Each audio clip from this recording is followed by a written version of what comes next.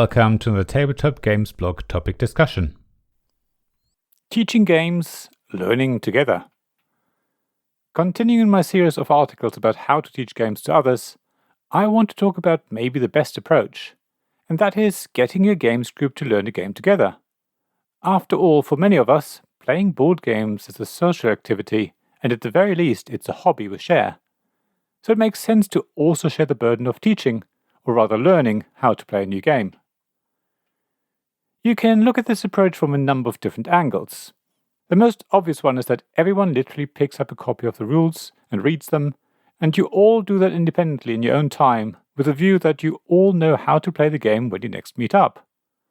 Of course, for some of you, it might not be a matter of just reading the rules. Depending on how your brain works, you might prefer to watch a rules video, or set up the game and play a few dummy rounds to fully understand the rules, or you have some other way of learning. The expectation with this approach isn't so much that everyone knows the rules off by heart when you get together and play the game. It's more about that you don't need to spend much time going over everything. It will be fine if you refer to the rulebook from time to time, for example for more complicated things like the setup or edge cases. However, all of you should basically be able to start the game immediately, and to deal with the odd question here and there as you play.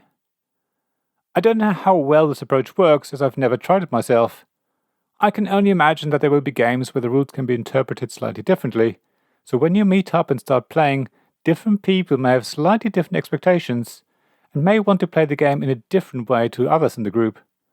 Of course, your first game should always be seen as a learning game, so if different players have different interpretations of the rules, you can discuss it, and then decide how you, as a group, want to interpret them, and maybe even decide house rules. So when everyone learns the rules in advance, you just need to be aware that everyone has learned them in isolation, and be prepared to deal with differing views as they come up. Another way of learning a game together isn't so much about rules, but more the actual game itself. By that, I mean things like edge cases, strategies, and the meta of the game. With this approach, you will either have one person in the group who will learn the rules beforehand, or you all literally read and learn the rules together when you next meet. Both work, and both will take time, but the latter allows you to deal with rule interpretations as you come across them in the rulebook, while the former might be a little faster, because the person who has learned the rules will have looked at FAQs or otherwise already clarified questions that the rulebook may have left open. Whichever option you choose, though, the focus here is more on the actual play. As a group, you explore the game, rather than the rules as such. You learn the game in the sense that you learn from each other's turns and everyone's actions and maybe everyone's strategies. It is important that you talk about what your plan is, if you've formulated one, and describe in detail the actions you're taking and why you're doing that. That way, everyone around the table would not only pick up the rules, but also understand what these rules mean, what their effects are, in the magic circle of the game. If everyone quietly takes their turns, it will be hard to follow for others, and it will be virtually impossible to tell if the other player is actually playing the game correctly. When people say out loud which action space they've selected, what happens there, how much money they've paid to the bank, and why they think that was the most sensible thing they could do on their turn, other players will learn from that.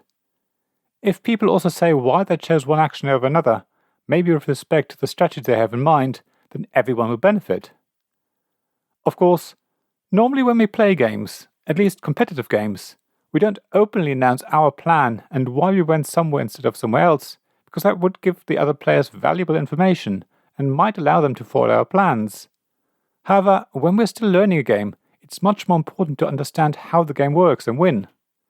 In fact, I would go as far as saying that some games need to be played openly a few times.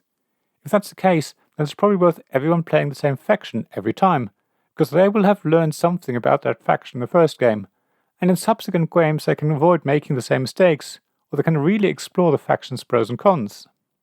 If players keep switching factions, they will never get used to them.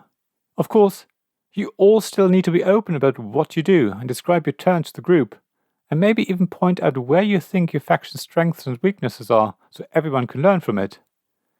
You can even take it a step further, and after a good few games under your belt, you may be able to work out which factions might suit a certain player better, or you might want certain people to choose certain factions because they will find them harder to play, and suddenly, a faction that seemed overpowered looks only average because it's played by someone else.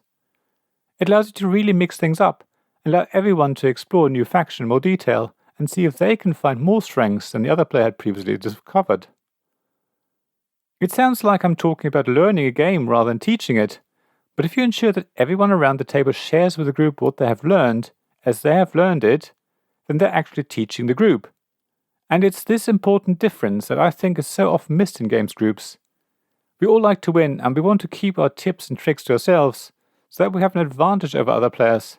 But it's actually much better to share these tips and tricks with the group, because it raises the level of difficulty for everyone. I wonder if you have a games group that learns games by playing them together, and sharing your learning and openly talking about your turns and your decisions in the game.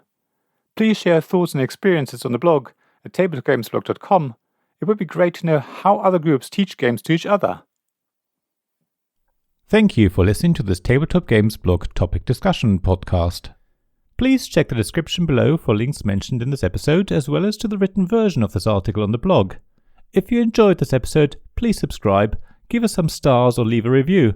Please also tell your friends about me, and if you want to offer financial support, check out my Patreon and Ko-fi pages, links to which you'll find in the blog at tabletopgamesblog.com.